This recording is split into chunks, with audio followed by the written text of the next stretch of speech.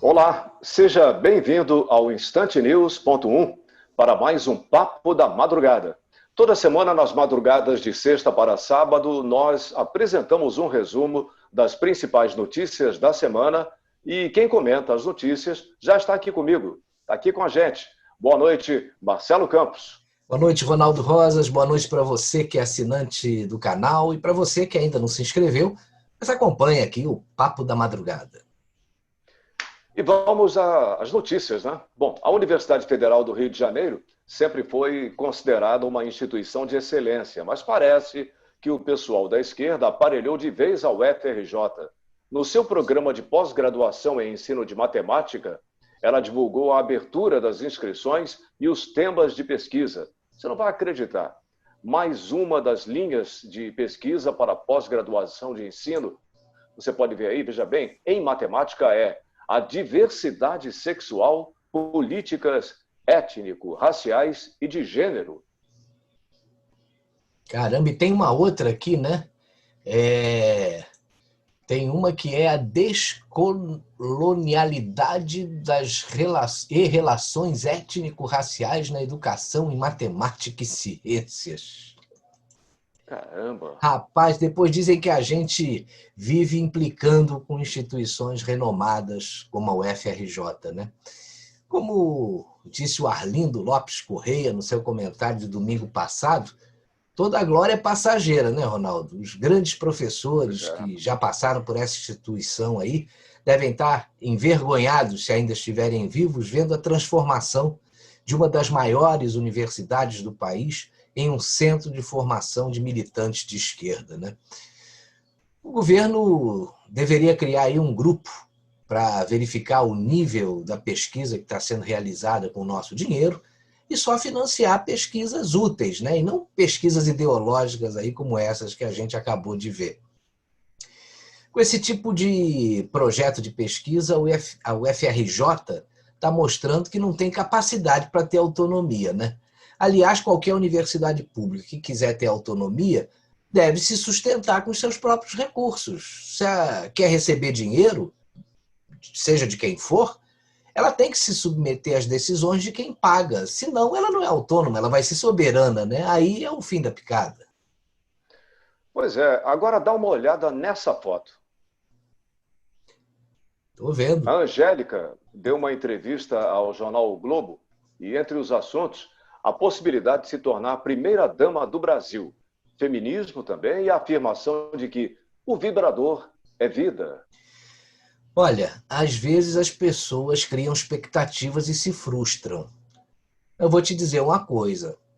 A Angélica está mais para ir de táxi do que de avião presidencial, né?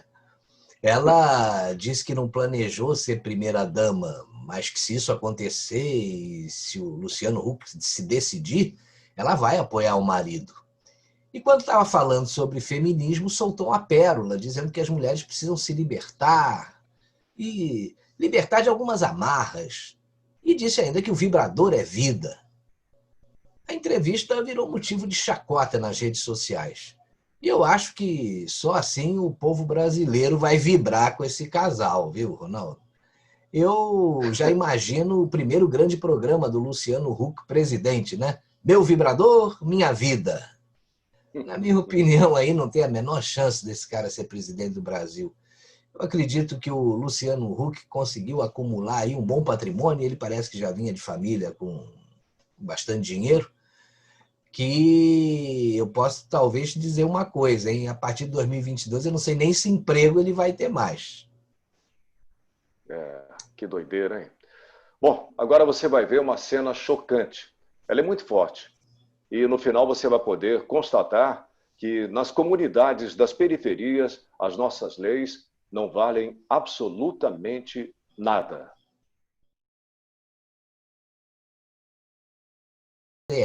A situação é desesperadora.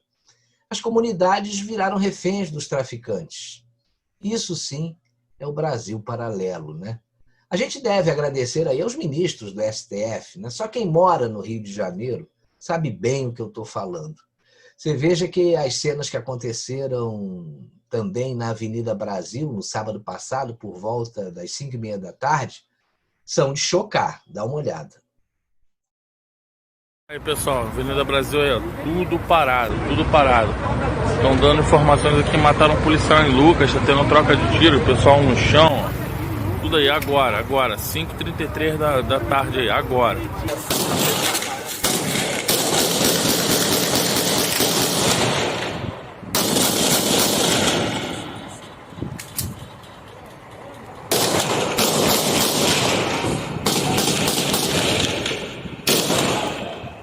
Calma, relaxa, tem várias vezes.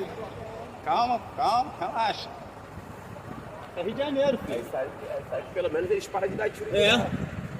Aí pessoal, Avenida Brasil é tudo parado, Marcelo, tudo parado. infelizmente a bandidagem está fazendo o que quer aqui no Rio de Janeiro, né? E a gente precisa repetir a todo momento, graças ao STF. E depois reclamam quando falam mal deles, né? Pois é. O Alan dos Santos, do canal Terça Livre, publicou um post no Twitter mostrando uma realidade que deixa a gente quase sem esperança. Rapaz, olha só. STF, 11 juízes, 8 indicados por Lula e Dilma. STJ, 34 juízes, 28 indicados por Lula e Dilma. Desembargadores, 141, 92 indicados por Lula e Dilma. E TRF4, 27 juízes, 22 indicados por Lula e Dilma. Realmente dói quando a gente vê uma coisa dessas, né? Veja que o começo da mudança está nas próximas eleições. Tem que haver uma renovação aí para que a gente tenha vereadores, deputados estaduais e prefeitos com um outro perfil, pelo menos nesse primeiro momento. E depois, governadores, deputados federais e senadores mais sérios, né? Se a gente não tiver um Congresso mais respeitável, que possa propor novas leis para a escolha de juízes nesses tribunais superiores, a situação tende a piorar muito, porque esses cargos são vitalícios. O Brasil não pode ficar ao sabor de indicações de presidentes de plantão. Quando os presidentes não prestam, olha só o estrago que fazem, né? Mas não é só no andar de cima que o estrago é feito. Olha a situação do Rio de Janeiro, né? A gente também sempre fala disso. Os últimos 5 governadores estão ou estiveram na cadeia por corrupção. E o 6º deve ver o sol nascer quadrado em breve, né? É muito ladrão para atrapalhar a vida do cidadão, né? Pois é, Marcelo, mas na quinta-feira, o Alan dos Santos publicou um tweet dizendo que rompeu com o Bolsonaro por causa do posicionamento do ministro da Saúde com relação ao aborto, né? O Alan dos Santos ficou revoltado com uma nova portaria assinada pelo ministro da Saúde, Eduardo Pazuello, sobre o procedimento para a realização de aborto em caso de estupro. O jornalista Tarcísio Moraes, do Renova Mídia, ele disse que o Alan escreveu o seguinte, né? Não votei para isso, quando ele compartilhou uma matéria do portal de notícias do Grupo Globo. Em uma mensagem seguinte, o fundador do Terça Livre disse que um ministro do presidente que facilita o aborto é inadmissível. Aí veio um outro post dele, mandei para o WhatsApp pessoal do presidente, nunca mais me ligue. Eu só acho que tem muita coisa nessa história, inclusive o depoimento do tenente-coronel, o nome dele é Mauro César Barbosa Cid, chefe da Ajudança de Ordens da Presidência da República, prestado à Polícia Federal, onde ele informa que o Alan dos Santos teria sugerido a necessidade de uma intervenção das Forças Armadas. Esse depoimento foi colhido no âmbito daquele inquérito ilegal das fake news, por determinação do ministro Dias Toffoli.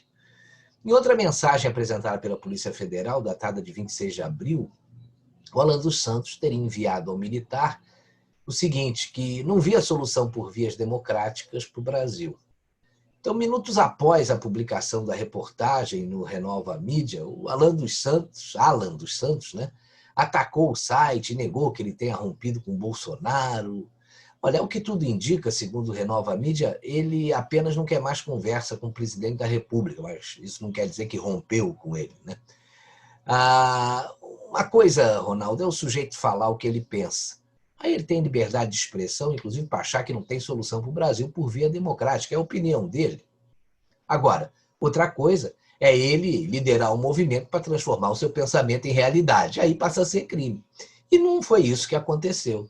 O que eu acho engraçado mesmo é que o Lula lá atrás falou um monte de absurdos sobre os ministros do STF e ninguém falou nada. Ele comentou que Pelotas era um polo exportador de viados e todo mundo riu.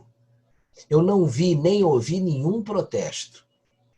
Lula participa do Foro de São Paulo, que conspira contra a democracia na América do Sul. Defende ditadores como Nicolás Maduro, a coberta terrorista no Brasil, não permite a sua extradição para a Itália, além de um monte de outras barbaridades. A gente sabe porque ninguém no STF falou nada sobre o caso do Batiste, por exemplo. Barroso foi advogado do terrorista, e aí vira tudo ação entre amigos, né? O Lula e a sua turminha da esquerda falam e fazem o que querem porque tem a cobertura dos ministros que ele e a Dilma colocaram lá. Agora, quando alguém de direita ou aqueles que simpatizam com ela falam alguma coisa, aí surge até inquérito ilegal promovido pelo Supremo. O Alan dos Santos está sendo investigado ilegalmente nesse inquérito. Ele tem batido forte no STF e principalmente no ministro Alexandre de Moraes. E está sentindo que a pressão contra ele está aumentando. A gente sabe que ele não é blogueiro, que ele é um jornalista, tem a sua competência e está revoltado com o que aconteceu. Ele está, no meu ponto de vista, aí de cabeça quente. Ele precisa se acalmar, continuar a fazer seu trabalho como sempre fez, porque eu acho que cedo ou tarde essa turma vai cair, Ronaldo. Eles têm rabo preso de tudo quanto é lado, é só uma questão de tempo. Você já pensou se o Eduardo Cunha bota para fora tudo que ele sabe? Pois é, e por falar em Eduardo Cunha, né, o Procurador-Geral da República, Augusto Aras, está negociando a delação de Eduardo Cunha, que já está sendo chamada de delação do fim do mundo. Na sexta-feira teve uma entrevista à revista Veja do Procurador-Geral da República, o Augusto Aras, que ele disse que está negociando um acordo de delação premiada com o ex-presidente da Câmara dos Deputados, o Eduardo Cunha. Segundo Aras, foram apresentados aí 152 anexos, mas 92 não tinham nenhum valor, porque não apresentaram aí nada de novo. Agora os advogados do Eduardo Cunha vão apresentar 60 novos anexos. Agora, todo mundo sabe que ele é um arquivo vivo, né? Se abrir a boca, o Brasil implode. Mas todo cuidado é pouco. Como ele está aí em prisão domiciliar, desfrutando de toda a infraestrutura de sua casa num condomínio de luxo na Barra da Tijuca, ele pode estar jogando uma cortina de fumaça para dar um aviso a quem sabe que tem culpa aí no cartório, né? Pra você ter uma ideia, outro dia mesmo a filha de um amigo meu, que mora no mesmo condomínio dele, viu o Eduardo Cunha dando a sua corridinha matinal aí como uma pessoa livre, leve e solta. Se ele tivesse algum espírito patriótico, que eu acho que ele não tem, ele poderia soltar o verbo e ficar para a história como um homem que, apesar de muito corrupto, delatou corruptos e contribuiu para melhorar o Brasil, concorda? Concordo. E o deputado Marcelo Freixo, né, andou postando um vídeo de Paulo Freire com a seguinte chamada: Mais Paulo Freire e menos ditadores, onde Paulo Freire se vitimiza e se queixa da ditadura pós-revolução, né, de 64. E, pelo visto, até sua morte ele não soube porque foi expulso da universidade onde trabalhava, onde ele trabalhava, né? Falou de autoritarismo, violência, mentira, como se seus companheiros da época fossem os salvadores do universo e não trilhassem também por esses caminhos. Veja que o próprio Fernando Gabeira disse que ninguém estava lutando por democracia. Queriam mesmo era a ditadura do proletariado. Ronaldo, falar de Paulo Freire sempre gera polêmica, né? Se na conversa tiver alguma esquerdista e se ela for pedagoga, então sai da frente, rapaz. Mas a realidade é que muito pouca gente conhece a história do Paulo Freire, né? Que virou uma espécie de ícone do não me toque da educação brasileira. Se você olhar o perfil dele em alguns locais, você vai constatar que ele foi um educador e filósofo brasileiro, tendo aí influenciado um movimento chamado pedagogia crítica. Mas o Paulo Freire, na própria biografia, você pode procurar isso em qualquer lugar aí na internet, inclusive no Google, ele foi influenciado por Marx, por Jean-Jacques Rousseau, por Antônio Gramsci, Che Guevara, Lenin, entre outros. Bom, para mim, uma pessoa que teve esse tipo de influência jamais poderia ser patrono da educação brasileira, né? Tem alguma coisa errada aí. Dizem que Paulo Freire energizou o mundo inteiro com as suas ideias. Só que parece que essa energia era cara demais, né? Porque se fosse esse espetáculo todo que estão pregando, com certeza o seu método estaria sendo usado aí em diversos países do mundo. A obra do Paulo Freire é estudada nas maiores universidades do mundo. Isso é verdade.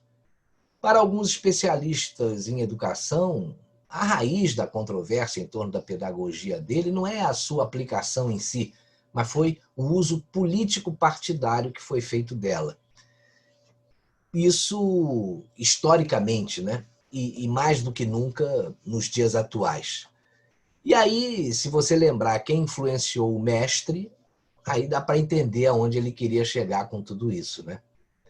Mas o saudoso professor Pierluigi Piazzi, ele, em 2014, rapaz, já alertava para a desgraça causada pelos métodos educacionais do Paulo Freire, do Piaget e do Vygotsky. Eu acho que todos os entusiastas do Paulo Freire deveriam ver esse vídeo. A minha única dúvida é que eu não sei se eles vão entender.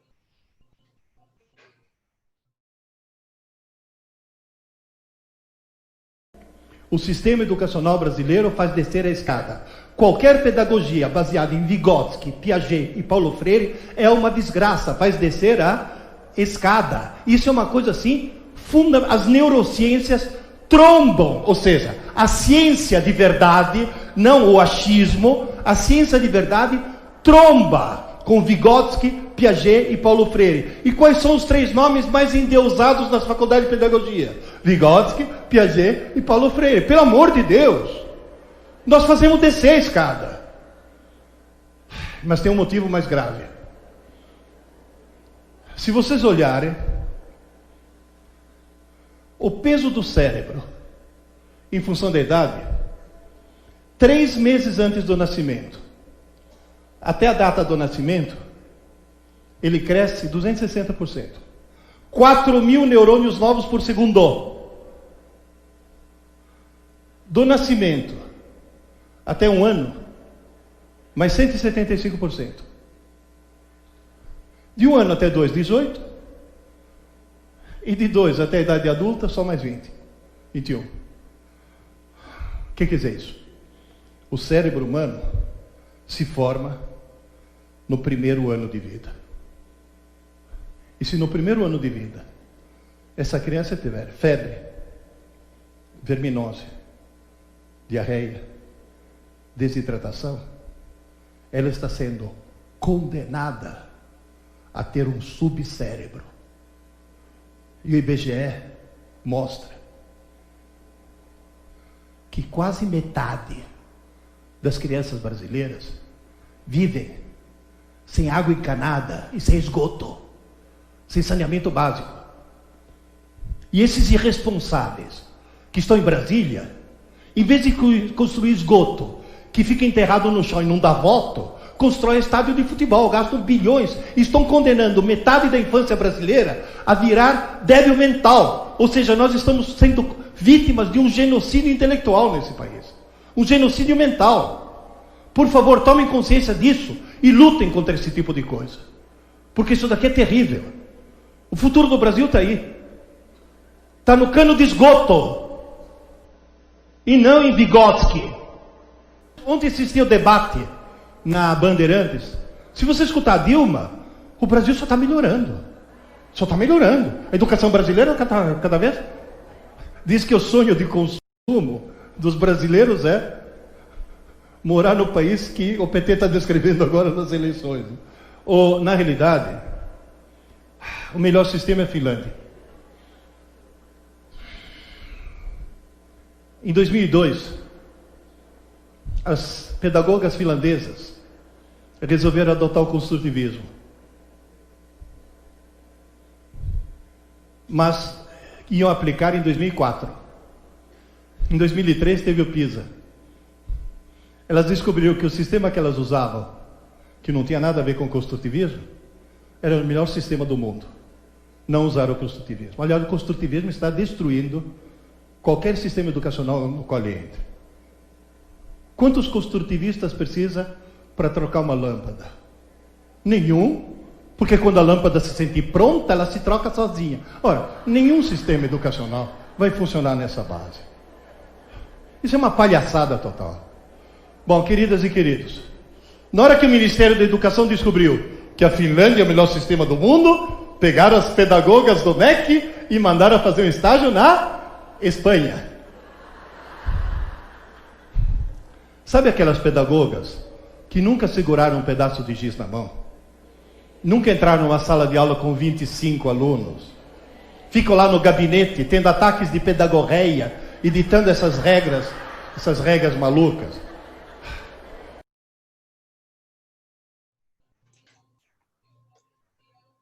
Olha, só para completar, o Freixo, que vive defendendo Paulo Freire por aí, votou contra o marco do saneamento, que é o que vai ao encontro do que o professor Piazzi falou nesse vídeo, né? É verdade. Agora, o Rodrigo Maia, sempre ele, né, presidente da Câmara dos Deputados, considera que há chances de o Supremo autorizá-lo a disputar mais um mandato como presidente da Câmara, assim como liberar Davi Alcolumbre para fazer o mesmo com a presidência do Senado.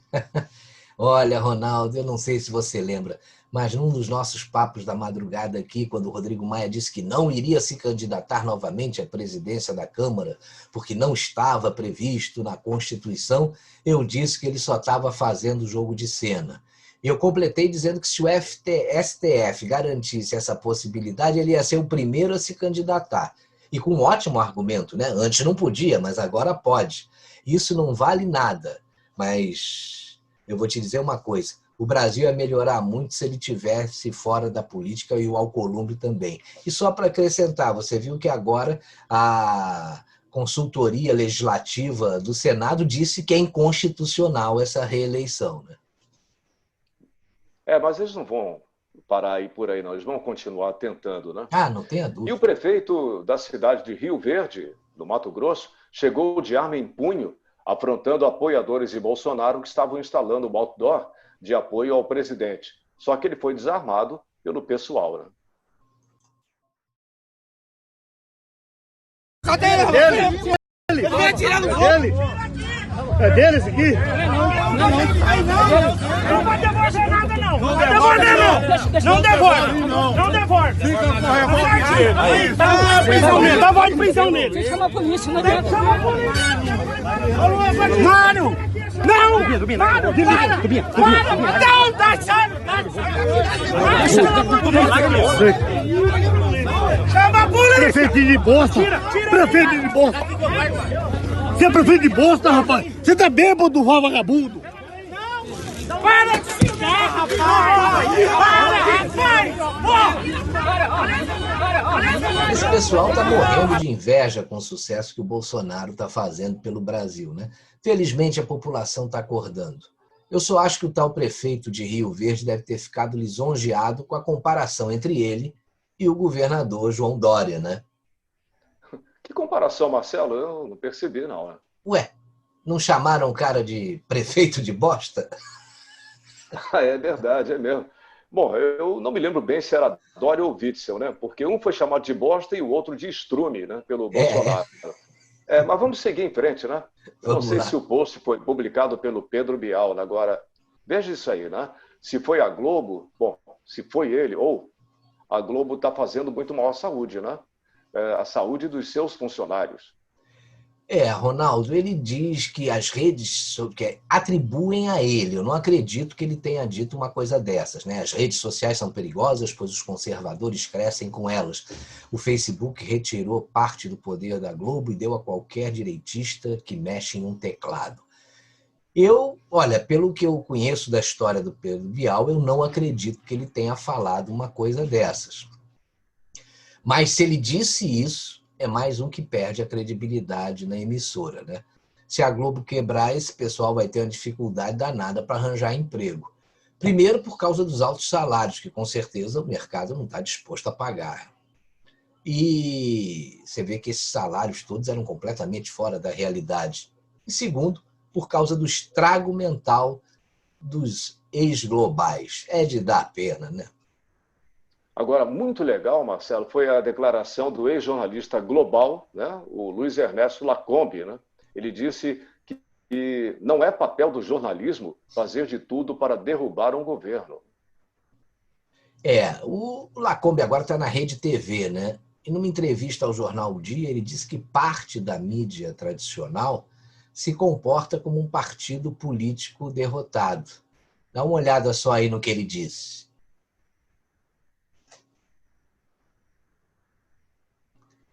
Boa parte da mídia tradicional se comporta como um partido político derrotado nas eleições. Omitir ou diminuir o que é bom no governo, aumentar o que é ruim, até mesmo inventar problemas, defeitos. Isso tem sido um comportamento comum de alguns veículos de comunicação. Chegamos ao cúmulo de ver a Associação Brasileira de Imprensa pedir o impeachment do presidente da República. Definitivamente, não é papel do jornalismo fazer de tudo para derrubar um governo, declarou aí o Lacombe. E ele ainda completou: o presidente é uma pessoa autêntica, sincera, direta. Mudar seu jeito parece impossível. Ele é mais rude, reativo, e alguns jornalistas se aproveitam disso. Seria melhor um presidente conciliador, que evitasse o confronto com a imprensa? Talvez. Certo é que muito pior seria termos um presidente que quisesse regular a mídia, que o Bolsonaro nunca cogitou, mas o Lula e a Dilma, sim, esses diversas vezes. E no final, Ronaldo, ele deu um conselho ao presidente. Ele disse que como a imprensa, aliás, aumenta a guerra contra o Bolsonaro, é melhor que ele fale menos aos jornalistas. Ele acrescentou que já fez as lives de quinta-feira e que essas lives são suficientes, ou melhor, que o presidente já faz, né? Essas lives de quinta-feira e que elas seriam suficientes. Talvez pudesse dar, eventualmente, uma entrevista coletiva pontual aí, mas o silêncio é melhor do que uma reação mais dura. Eu acho que ele tem toda a razão aí. Ele pediu paciência ao presidente, ele está corretíssimo. Bolsonaro não pode cair na armadilha dessa imprensa leviana, né? Ao ignorar esse pessoal, o desespero vai tomar conta deles, você pode ter certeza. Agora, Marcelo, uma notícia terrível, né? Mais da metade do dinheiro destinado para combater o Covid-19 foi desviado por governadores e prefeitos. O país que já não tem dinheiro sobrando, o governo federal faz um esforço para não faltar dinheiro para combater a doença, e os prefeitos e governadores que insistiram na autonomia nas ações durante a pandemia foram responsáveis pelo desvio de 60% das verbas enviadas, segundo a Polícia Federal. Olha, mais da metade da ajuda destinada pelo governo federal para combater a Covid foi desviada por governadores e prefeitos. Isso aí é estarrecedor, né? E a insistência deles é por autonomia nas ações durante a pandemia, né? Os executivos estaduais e municipais, como você disse, foram responsáveis pelo desvio de 60% da verba que foi enviada. E essa roubalheira foi facilitada por meio da lei de emergência, em que os governadores e prefeitos não precisam fazer licitações durante o combate aí ao vírus. Aí foi aquela farra, né? Seja na compra de testes rápidos, de respiradores, ou por meio de superfaturamento, até insumos básicos. De 1,3 bilhões destinados para o enfrentamento da Covid-19, 775 milhões foram desviados. Esse pessoal não pode ficar impune. Alguma coisa vai ter que acontecer com eles. E, em primeiro lugar, é cadeia, depois o ressarcimento. Pois é. E o protesto das jogadoras de vôlei, hein? Pô, pura, assim, diarreia mental, né? Olha, essa jogadora que ninguém nunca tinha ouvido falar carece de inteligência. Essa semana eu fiz até um comentário sobre o que ela disse, que ela foi inconsequente quando gritou lá fora Bolsonaro no final da partida que ela disputava, né? Tem sempre aquele momento final que dão os microfones para as atletas falarem com a torcida e tal. Ela não venceu o torneio e quis aparecer de algum jeito. Ela tem o direito, Ronaldo, qualquer um tem o direito de não gostar do presidente. Mas jamais poderia ter feito isso quando um dos patrocinadores do evento é uma empresa que pertence ao governo. Se o Banco do Brasil não patrocina diretamente a jogadora, e sim o circuito como um todo, quer dizer, dá no mesmo. Como é que uma pessoa mete o pau em quem paga o seu salário ou que viabiliza as condições para que você ganhe dinheiro? Faltou inteligência mesmo. A mãe dela é a conhecida jogadora de vôlei Isabel, mas que é eleitora e é fanática aí pelo Fernando Haddad. Então você já sabe que na família o que o pessoal costuma pensar, né? A Confederação Brasileira de Vôlei repudiou a atitude e disse que iria tomar providências. No meu ponto de vista, a única providência cabível seria o afastamento imediato dessa atleta para que servisse de exemplo de que atletas não podem misturar esporte com política. E ponto final, acabou a história.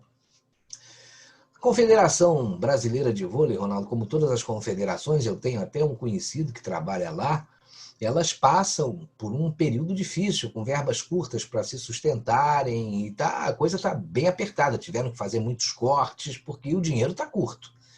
Então a atitude dessa que se diz atleta, e que é uma militantezinha aí desqualificada, pode criar um problemaço para a Confederação Brasileira de Vôlei. Se por alguma razão relacionada a essa atitude, já pensou se o Banco do Brasil retira o patrocínio das competições? Acabou o vôlei de praia. E se ela fosse mesmo esquerdista consciente, que na minha opinião também é difícil, porque normalmente os esquerdistas não têm consciência de nada, jamais aceitaria jogar uma partida com a logomarca de uma empresa do governo que ela tanto repudia, né? A gente já conhece como é que são os nossos esquerdistas. É socialismo e comunismo para você e vida boa com patrocínio para eles. Pois é. Agora, na última pesquisa Ibope, avaliação positiva, ótimo e bom, do presidente Jair Bolsonaro, né? Ele subiu para 40%, melhor patamar desde o início do mandato, mesmo com todos os ataques da extrema imprensa, oposição, burocratas internacionais, nada abala a verdade. Bolsonaro só sobe, né? Olha, Ronaldo, a oposição ao presidente, incluindo o STF, o Rodrigo Maia, o Alcolumbre, esse pessoal está todo desesperado com esse crescimento. E pode ter certeza que vão fazer de tudo para prejudicar o Bolsonaro, inclusive evitar a sua reeleição, que pelas pesquisas parece que está garantida, e provavelmente no primeiro turno, pelo que a gente está vendo, né? A população está se identificando com ele porque ele é um cara que passa a verdade, né? Eu volto a repetir, o ministro Celso de Mello fez um favor ao presidente quando mandou divulgar a gravação daquela reunião ministerial. Foi uma atitude canalha, mas ali a população teve a comprovação de que o presidente não tem duas caras. Apesar das narrativas falsas, a verdade está prevalecendo. E te digo mais, se o Ibope disse que ele subiu para 40%, você pode ter certeza que esse número é muito maior se a gente considerar os resultados das pesquisas que o Ibope faz, né? Marcelo, e parece que os incêndios na Amazônia e no Pantanal podem ter origem em grupos criminosos. Olha, eu tenho certeza. Não existem... Não que não existam outros tipos de oportunistas aí, de gente que está acostumada a fazer queimada para preparar o solo. Isso faz parte da cultura nacional, né? Mas é indiscutível que o Brasil está sendo vítima de uma campanha de difamação internacional orquestrada por um grupo político de oposição ao presidente para queimar, e aí, literalmente, o Brasil junto à comunidade internacional. O que ninguém diz ou comenta é que essas queimadas podem ter origem criminosa, ou seja, grupos organizados podem estar atacando fogo propositalmente, tanto na Amazônia como também no Pantanal. E conhecendo como agem aí os nossos esquerdistas, isso é bem possível. Você sabe que tem esquerdista capaz de se automutilar para dizer que foi torturada, né? Então a gente já viu de tudo. Tacar fogo é o de menos para esse pessoal. Várias pessoas aí já fizeram vídeos de gente provocando incêndios em áreas secas. O MST, recentemente, a gente passou aqui no programa também, durante uma reintegração de posse, ficava se vitimizando enquanto um dos integrantes fazia o que eles chamavam de rabo de fogo para incendiar a propriedade que estava sendo devolvida ao legítimo dono, né? Segundo o site Politics, o delegado que está à frente das investigações afirma que é possível identificar a origem, o local dos focos e até onde houve o provável início dos incêndios. Já o INPE mostrou o resultado. As queimadas realmente começaram dentro de 4 fazendas específicas ali e se espalharam, reforçando a tese de que foi proposital. Os policiais aí teriam seguido as coordenadas dos satélites, registrando com vídeos e fotos o que sobrou do estrago, né? Segundo a própria Polícia Federal, a devastação dessas queimadas aí atingindo 33 mil hectares e até mesmo áreas de preservação permanentes. Eu não duvido nada. Eu estou lembrando agora, Marcelo, vê se você lembra também, daquela produtora de vídeo que estava fazendo a abertura do Rock in Rio, lembra? Os caras colocaram fogo ali, aí as pessoas passavam na estrada e eles foram denunciados. Aconteceu alguma coisa ou esqueceram, né? É incrível isso, né? Bom, agora todo mundo, né, quer ser dono da Amazônia. É muito engraçado ver dirigentes de determinados países que não cuidaram de suas florestas, né, quando deveriam cuidar, criticarem o governo brasileiro com relação à Amazônia. Agora todo mundo quer meter o bedelho por aqui e essa turma vem com aquele velho discurso de que a Amazônia é patrimônio mundial e não pode ser administrada somente pelo Brasil. Esse discurso não cola mais. O governo Bolsonaro está entrando fundo na Amazônia para preservar o patrimônio que é nosso, né? E que estava sendo espoliado por canalhas escorados em ONGs aí, por muita gente de olho em coisas que a gente nem imagina. Muitos minerais aí, né? A gente já está vendo as apreensões de contrabandos desses elementos. Veja só o que disse o general Mourão. Da Amazônia. Para mim, como sempre, é uma enorme satisfação poder me dirigir a todos.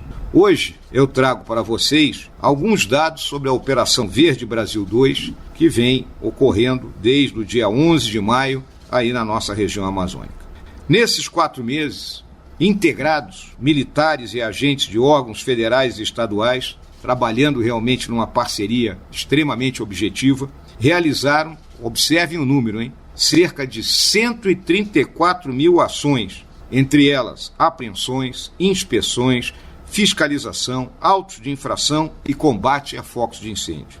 Nessas ações todas, apreendemos mais de 800 toneladas de minério, mais de 29 mil metros cúbicos de madeira retirada ilegalmente da nossa floresta, 848 embarcações envolvidas em todo tipo de ilegalidades, 490 máquinas de serraria, 176 tratores, 14 aeronaves e combatemos 355 focos de incêndio. Até o momento, observe também o número, as multas aplicadas aos infratores somam um valor maior que R$1 bilhão.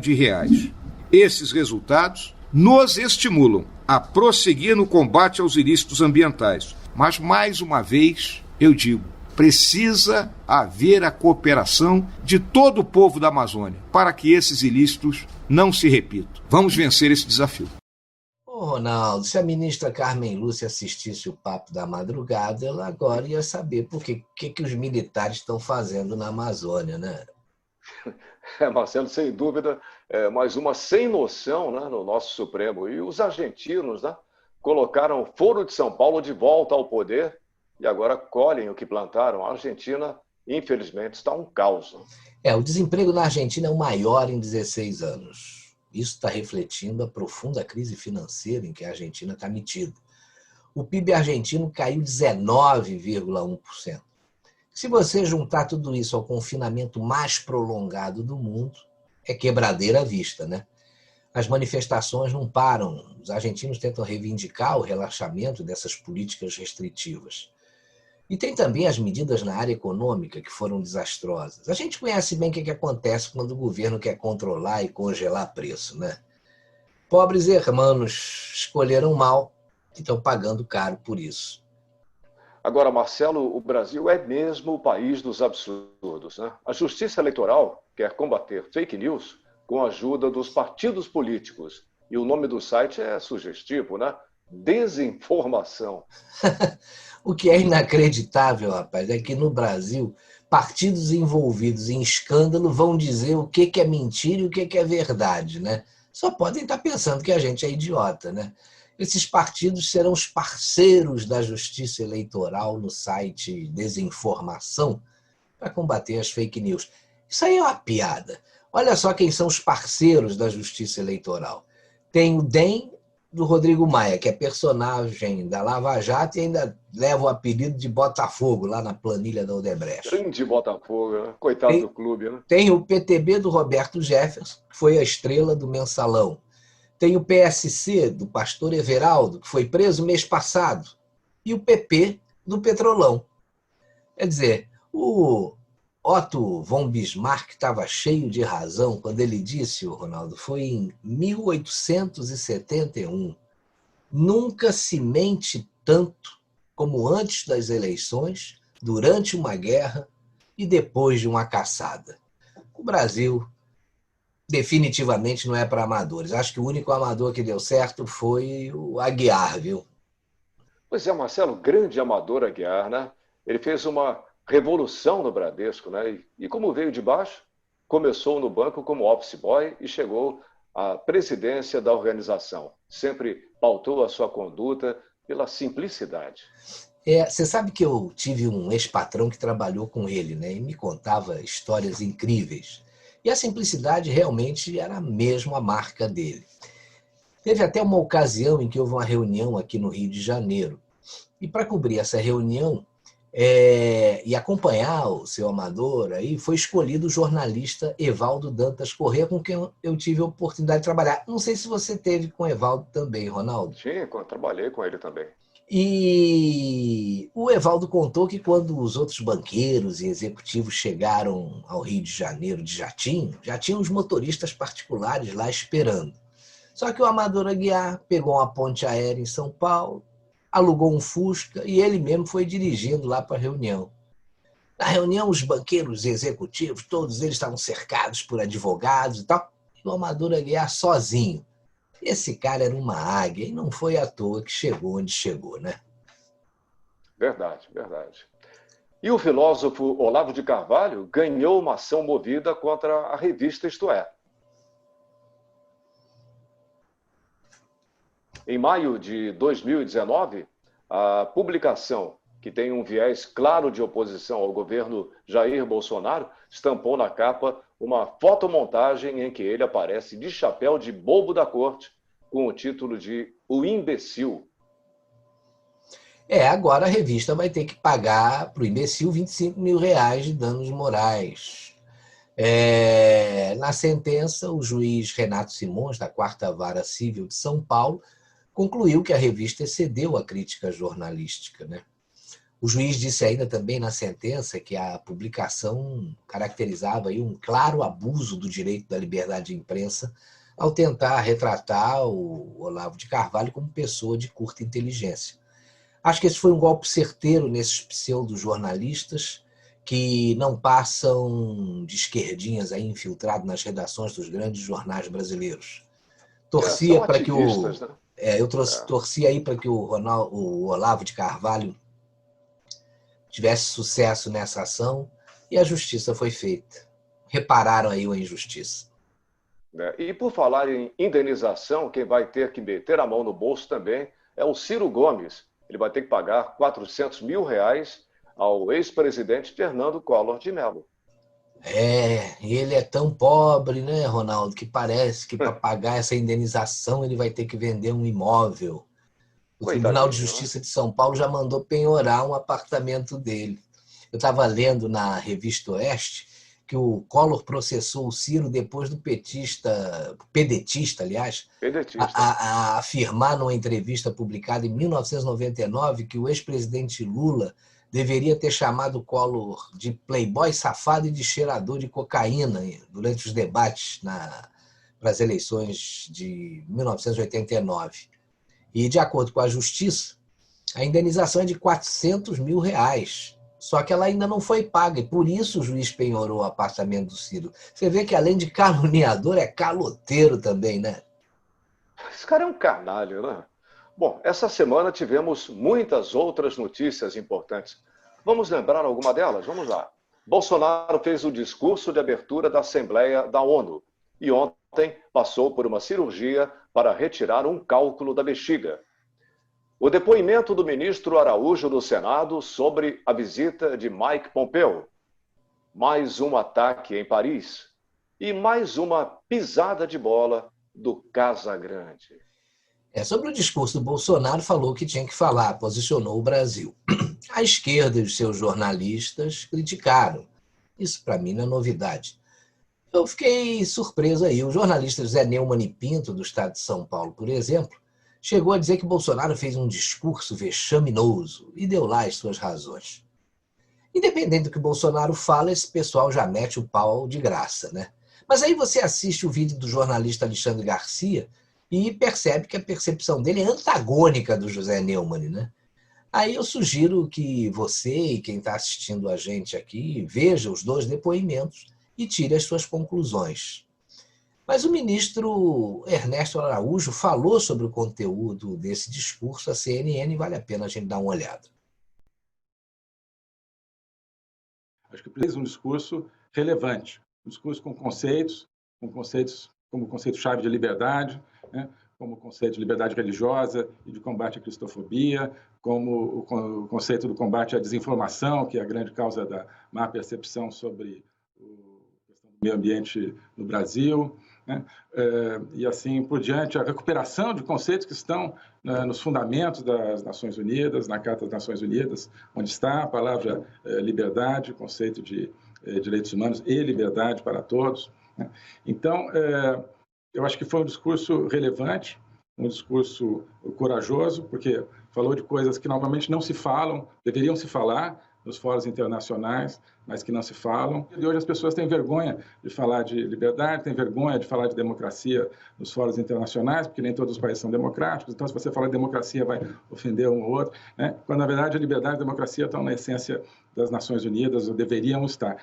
Não, o presidente ele não deixou de olhar para as outras religiões do país. Quando a gente fala de liberdade religiosa, é para todas as religiões, né? No nosso caso, um país majoritariamente cristão, 90% cristão, né, que tem no cristianismo parte da sua essência e parte da sua identidade, nós nos sentimos na responsabilidade de chamar a atenção especialmente para isso, né, especialmente para o problema da cristofobia. Há estudos que mostram que os cristãos são as principais vítimas, numericamente, de perseguição religiosa, de todos os tipos em vários lugares do mundo. Isso, inclusive, um conceito que já existe, o presidente não foi o primeiro a usar, acho que é bom que se comece a se usar a cristofobia, porque existe, por exemplo, né, o conceito de islamofobia, que designa perseguição, preconceito contra islâmicos, e existe perseguição e preconceito contra cristãos. Isso precisa ser... precisa ter um nome para que as pessoas possam falar disso dessa maneira. E um nome para que as pessoas se conscientizem disso, né? Eu acho que há uma consciência insuficiente ao redor do mundo do problema da cristofobia, né? Inclusive em países de maioria cristã, ou que em outros momentos foram de maioria cristã, e que onde às vezes a fé cristã é denegrida, é atacada, quando outras fés não o são. Esse conceito de ser diplomático, né, acho que, a meu ver, ultrapassado, não se falaria, né? Você não pode falar nada que seja polêmico, né? Então, a diplomacia é o quê? Falar do tempo, está chovendo, está quente, né? Não, né? Nós queremos falar de coisas relevantes para o povo brasileiro, como eu estava dizendo, né? Nós estamos num momento de transformações no Brasil que só são possíveis porque o Brasil está se assumindo, eu acho, como um país que tem uma determinada identidade. Por que determinadas reformas liberais foram tentadas nos anos 90, por exemplo, e não foram bem-sucedidas? Por que nunca se conseguiu uma reforma da Previdência? Por que o Brasil nunca conseguiu fazer uma abertura comercial, como nós estamos fazendo, né? Começar a gerar um ciclo de crescimento sustentável, como nós estamos fazendo? A meu ver, em grande parte, porque não se trabalhava essa dimensão mais profunda da essência da sociedade, né? Eram tentativas assim, sem alma, digamos assim. O Brasil acho que está reencontrando a sua alma, e isso é o que está permitindo que nós tenhamos uma transformação. Qual é a visão conservadora da sociedade? Que deve ser uma sociedade coesa, uma sociedade onde as pessoas gostem de viver juntas, onde as pessoas se sintam num ambiente em que elas estão em comum, que tenham uma cultura, uma história, uma tradição comum. Isso cria uma base social muito mais sólida para uma economia eficiente, para a prosperidade, do que uma sociedade fragmentada, do que essa sociedade que é simplesmente uma coleção de indivíduos. Pelo menos essa é a visão conservadora que nós estamos tentando pela primeira vez no Brasil. Bom, agora com relação aí à cirurgia que o Bolsonaro fez hoje para retirar o cálculo da bexiga, tudo correu muito bem. Durou 1h30 e o cálculo foi totalmente removido. E ele deve ter alta em breve. Só que na última hora parece que ele trocou de cirurgião, não sei se você soube disso, porque o outro cirurgião dizia que era um mal para o país. Já pensou você ser operado por um cara que te odeia? Isso não é brincadeira não, né? Acho que fez bem. Outra notícia que você citou foi a presença do chanceler Ernesto Araújo lá no Senado para explicar a visita do secretário de Estado americano Mike Pompeo, que jamais deveria ter sido questionada, porque se trata de um país com o qual o Brasil mantém uma relação diplomática estável, né? Esse depoimento dele também colocou uma pedra no assunto. O chanceler Ernesto Araújo participou de uma sessão da Comissão de Relações Exteriores do Senado, né? Ele fez as críticas diretas ao governo do ditador comunista venezuelano Nicolás Maduro. Eu gostei do que ele falou. É importante que a gente não use a palavra Venezuela para se referir a esse bando de facínoras que ocupam o poder nesse país, pelos quais a gente só tem desprezo, pelos facínoras, né? E ele explicou como é que o Brasil vê a situação do país vizinho. Ele apontou aí uma erosão e degradação das instituições democráticas de Caracas. Tá certo, né, cara? O pessoal está endeusando o Nicolás Maduro, que é um canalha, um ditador, um assassino, e já devia estar preso há muito tempo. Agora, sobre o ataque em Paris, pelo menos 2 pessoas aí ficaram gravemente feridas após um ataque à faca na manhã dessa sexta-feira. Muita gente está falando que foi já um ataque por causa da proximidade do local com o escritório do jornal satírico Charlie Hebdo. Mas, de acordo com a imprensa francesa, o suspeito foi preso, mas a polícia acredita na participação de uma segunda pessoa. Vamos ver. Acho que nesse aí não tem nada a ver com o jornal. Porque do outro fizeram dentro do jornal, né? Porque vão fazer fora pegar quem não tem nada a ver com a história. E sobre a bola fora do comentarista e ex-jogador Casagrande, basta você ver esse post aqui para você tirar a sua conclusão, né? Olha só. Algum tempo atrás, quando os jogadores começaram a falar bem do governo e tal, ele disse: cautela jogadores que apoiam políticos. Se referiu ao Felipe Melo, do Palmeiras, a Judson, do Corinthians, que tinham declarado aí apoio ao Bolsonaro. Mas quando a Carol Solberg... Também, né? Oi? Marcelinho Carioca também. Também, é mais um. Marcelinho, Agora, quando a Carol Solberg gritou fora Bolsonaro, o Casagrande vai para a mídia e diz que a atleta que disse fora Bolsonaro tem o direito de se expressar. Porra, aí é brincadeira, né? Coisa de maluco, né? Bom, e a Covid-19 continua revelando os ditadores brasileiros enrustidos. Agora o ditador da vez é o prefeito de Belo Horizonte. É inacreditável, Marcelo, o que ele fez após o governo do estado autorizar o retorno às aulas presenciais na capital mineira. Você acredita que ele mandou recolher os alvarás de funcionamento de todas as escolas infantis, fundamentais, ensino médio e superior? Olha, eu acredito, viu? Porque os prefeitos sem noção da realidade existem aos montes aqui no Brasil. Ele alegou que a gente não tem indicadores epidemiológicos que nos deem segurança do retorno às aulas, colocando em risco a vida dos professores, dos alunos, dos familiares, aquele blá, blá, blá, né? Além da possibilidade de provocação de surtos da pandemia a partir da redução do distanciamento nas escolas. As crianças estão indo para shopping, estão indo para parque, estão indo para tudo quanto é lugar. Aí só não podem ir para a escola. Se ele verificasse o que aconteceu, por exemplo, na Alemanha e no estado da Flórida, nos Estados Unidos, por exemplo, ele não falaria uma bobagem dessas. Aliás, tem até um exemplo bem mais próximo aqui no Brasil, que é do estado do Amazonas. Lá as aulas recomeçaram, né, há mais de 2 meses e não houve nenhum registro de contaminação nas escolas por causa disso. Quer dizer, o prefeito Alexandre Calil já foi filiado ao PSB, Partido Socialista Brasileiro, depois ao partido PHS, que é o Partido Humanista da Solidariedade, que a maioria dos brasileiros nunca ouviu falar. E agora está no PSD, que promete mudar o Brasil. Mas, Ronaldo, entre os fundadores do PSD estão Gilberto Kassab e o Índio da Costa, que foi preso numa operação da Polícia Federal contra um suposto esquema de fraude nos Correios. Já sentiu como é que esse partido vai mudar o Brasil, né? Agora, Marcelo, eu recebi um vídeo essa semana de um radical de esquerda dando uma entrevista, não sei para quem, mas você tem que ver como anda a cabeça dos nossos guerrilheiros adormecidos, Marcelo.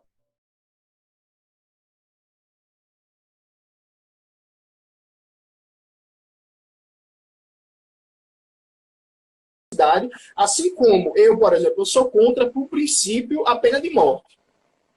Eu, enquanto valor humanista, eu sou contra a pena de morte. Agora, no momento de um processo revolucionário, nos seus momentos mais agudos, eu defenderia tranquilamente instituir a pena de morte para crimes contra-revolucionários de pessoas financiadas por organizações estrangeiras para derrubar o socialismo. Tranquilamente. E aqui uma mesma posição que é a posição do Fidel. Fidel, profundamente humanista, Fidel sempre foi contra a pena de morte, mas, ao mesmo tempo, nos processos mais difíceis de consolidação da Revolução, foi, sim, usado a pena capital em algumas situações contra-revolucionários. Então, veja, diria o grande Lukács, né? A ética, ela tem uma concretude material da sua possibilidade de realização. Então, por exemplo, os meus valores humanistas de defesa da paz, de defesa da vida, a despeito de que vida seja menos fascista, porque fascista não entra no rol da vida humana, esses valores eles têm que ter concretude histórica para se realizar. Então, numa situação de cerco contra-revolucionário, se tiver que usar medidas de terror vermelho contra os contra-revolucionários, historicamente isso é válido. E aqui eu não estou inovando. Olha, o Ronaldo, você vê que a concretude dele já desabou, né? E ele não tem a menor ideia. O pessoal nas redes deve mostrar aí muitos depoimentos desse tipo de pessoa, só para lembrar do que a gente se livrou. O engraçado é que do Maduro aí essa turma da esquerda não fala nada, né? Ainda tem coragem de dizer que ele é um democrata.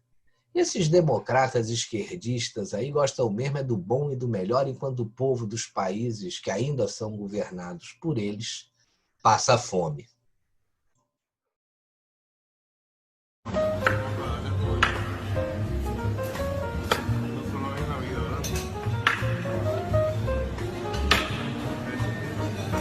Niños comiendo la basura. Estos son vecinos de la Candelaria.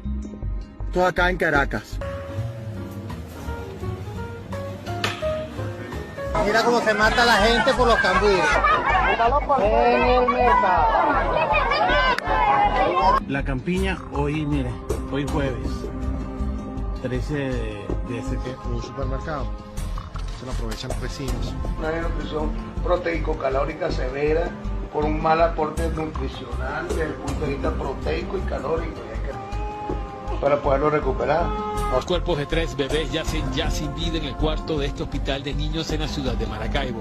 3 enfermedades asociadas a la severa desnutrición que padecían. Un promedio de casi 2 bebés diarios que murieron por hambre en ese lugar.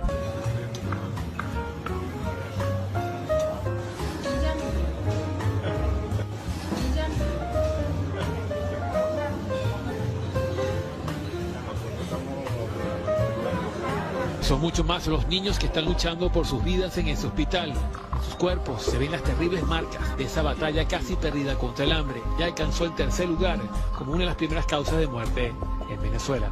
Informes recientes destacan un promedio de muertes de 25 personas diarias vinculadas a la desnutrición.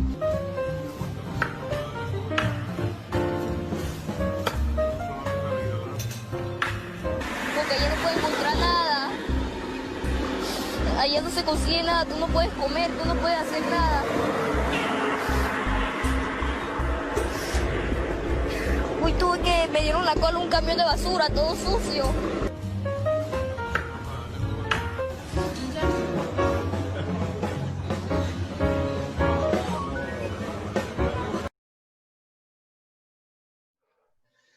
Você vê que as pessoas precisam ver esse vídeo para perceber o que pode acontecer com o Brasil se essa esquerda irresponsável, né, voltar ao poder. O Lula deu sorte porque ele recebeu já uma estrada bem pavimentada por governos anteriores. Mas do jeito que esse pessoal roubou, e você sabe como roubou, o nosso destino em alguns anos não seria muito diferente não desse que você viu aí no vídeo, viu? Marcelo, esse Nicolás Maduro precisa ser varrido do mapa, né? Da Venezuela, principalmente, onde a população está sofrendo muito. Ninguém lá aguenta mais. Já saíram do país mais de 5 milhões de pessoas, fugindo da miséria, da pobreza, da falta de empregos e das perseguições políticas que incluem assassinatos de opositores. O Maduro é da mesma linha do Esquerdinha, que a gente divulgou o vídeo, né, ainda há pouco. E tem gente aqui que ainda diz que tem que defender o companheiro Maduro, tem que botar todo mundo na cadeia, Marcelo. Mas tem um padre que em 47 segundos, o Ronaldo sintetiza o que é o comunismo e o socialismo. Desde o comunismo na Rússia, em 1917, até hoje, a única coisa que eles fizeram foi tomar o poder, matar um monte de gente e ficar ricos. Eu não te dou um exemplo, é uma pletora de exemplos. A gente passaria a noite inteira aqui falando disso. O que você não consegue me dar um exemplo, um único exemplo do contrário. Onde é que eles chegaram no poder e não fizeram isso? Agora você, estupidamente, acha que no Brasil vai ser diferente. E os caras se acham universitários. Vai nos diretórios acadêmicos da universidade. Os caras se acham críticos. Olha, eu sou inteligente. Macaquinho treinado você é, cara. Você é um macaco treinado. Treinado para não buscar a verdade. Sabe por quê? Porque quando você enxergar a verdade, você vai deixar de ser comunista. Desde o comunismo na Rússia, em 1917, até hoje, a única coisa que eles fizeram foi tomar o poder, matar um monte de gente e ficar ricos.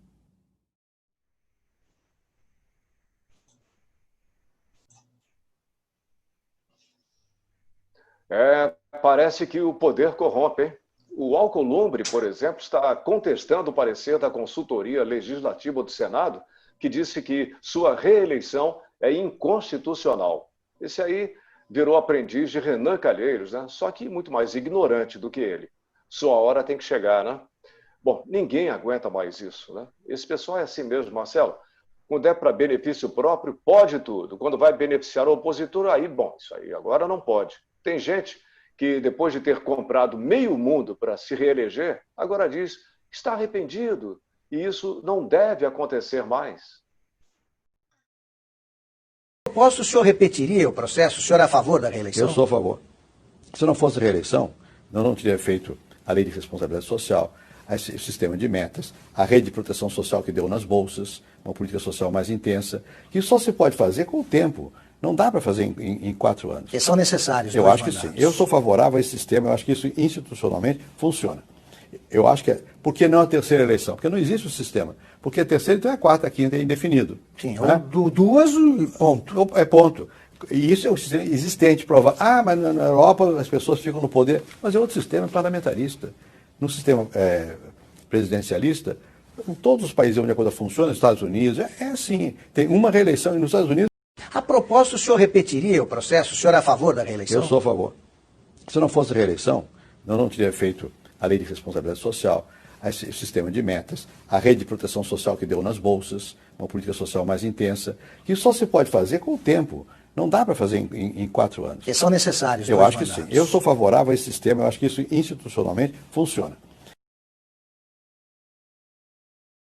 Nos olhos dos outros é refresco, né? Pois é.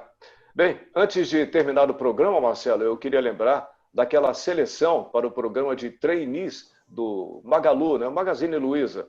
Parece que tem um novo candidato. Ele é bastante conhecido, hein? Dizem que por estar cansado, sem emprego, ele não tem dado uma bola dentro, não ter dado também uma bola dentro com relação ao pico da pandemia. E o Mandetta está mudando de cor e vai enviar currículo para o Magazine Luiza, viu? Um bom fim de semana para todos vocês e obrigado pela companhia. Semana que vem a gente está de volta com mais um Papo da Madrugada. Pois é, muito obrigado a você que ficou aqui com a gente no instantenews.1, nesse Papo da Madrugada. E como disse o Marcelo, semana que vem tem mais, hein? Um abração.